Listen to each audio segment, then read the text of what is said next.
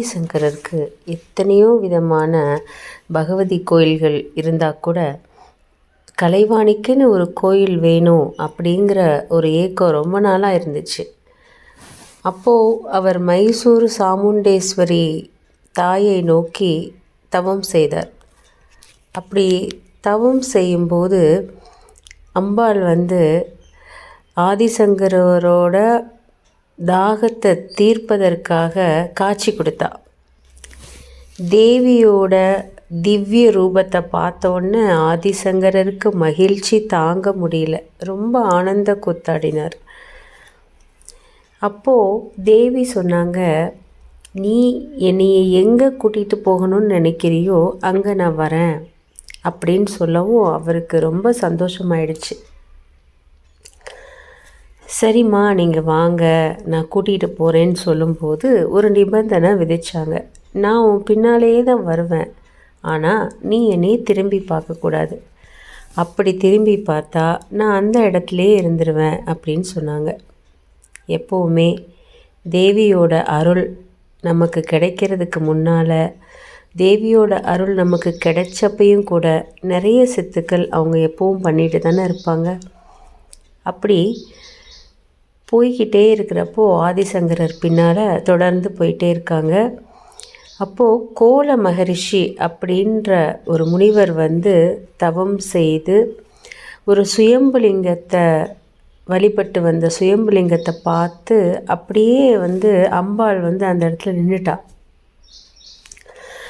கொலுசோட ஒலி கேட்டுக்கிட்டே இருந்துச்சு. இப்போ என்ன சத்தமே வரலை அப்படின்னு சொல்லி திரும்பி பார்க்கும்போது அம்பாள் அங்கேயே நின்றுட்டாங்க. நான் என்ன சொன்னேன், நீங்கள் என்னையை திரும்பி பார்த்தா நான் அங்கேயே நின்றுடுவேன்னு சொன்னேன்ல அப்படின்ற வார்த்தை அவருக்கு ஞாபகம் வந்தோடனே, என்னடா அம்பாள் அப்படி நின்றுட்டாங்களேன்னு பார்க்கும்போதே அம்பாளுக்கு ஏற்கனவே விருப்பம் அந்த ஜோதிர்லிங்கத்தில் இருக்கணும்ன்ட்டு. அதே மாதிரி அந்த ஜோதிர்லிங்கத்திலே ஐக்கியமாயிட்டாங்க. அந்த இடம்தான் கொல்லூர். இது ஒரு சக்தி வழிபாட்டில் ஒரு முக்கியமான இடம், சக்தியோட ஒரு புண்ணிய ஸ்தலம். இதில் என்ன ஒரு விஷயம்னா, அந்த இடத்துல நீங்கள் போகிறப்போ உங்களை அறியாமே நிறைய மாற்றங்கள் உங்களுக்குள்ளே நடக்க ஆரம்பிக்கும். நமக்கு ஒரு புதுவிதமான அனுபவம் தெரியும், எல்லாருக்குமே தெரியும். அங்கே இருக்கிற காடு, மலை, ஆறு, அமைதியான இடத்துல சுயம்புவா ஜோதிர்லிங்கத்தில் அந்த அம்பாளை பார்க்குறப்போ ரொம்ப ஒரு விதமான மகிழ்ச்சி ஏற்படும். எல்லா இடத்துலையுமே அம்பாள் அரூபமாக இருக்க மாட்டா இல்லையா, வெளிப்பட்டு நல்ல அழகிய தோற்றத்தில் இருப்பாங்க. இங்கே தோற்றத்துலேயும் இருக்கிறாங்க, அரூபமாக லிங்க வடிவில் காட்சி தராங்க. இந்த லிங்க வடிவத்தில் கூட ஒரு முக்கியமான விஷயம் இருக்குது, நம்ம நிறைய விஷயங்கள் தெரிஞ்சுக்கலாம்.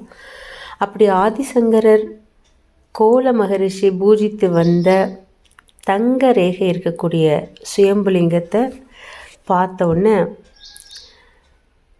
அப்படி அரூபமாக இந்த லிங்கத்திலே இருக்கிறதா எத்தனையோ காலமாக இந்த மூகாம்பிகை தேவி அம்பாளோட முகம் எப்படி இருக்கும் அப்படின்னு யாராலையுமே யோசிக்க முடியல.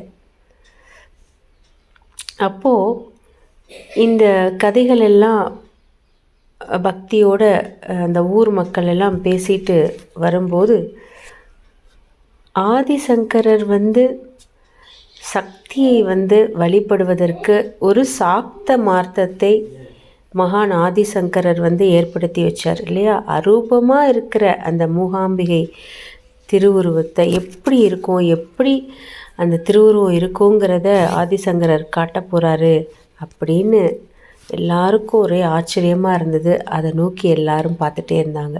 எப்படி அந்த அம்மனோட முகம் அழகாக வெளிப்பட்டாங்க, அதை பற்றி மேலும் தெரிஞ்சுக்கலாம்.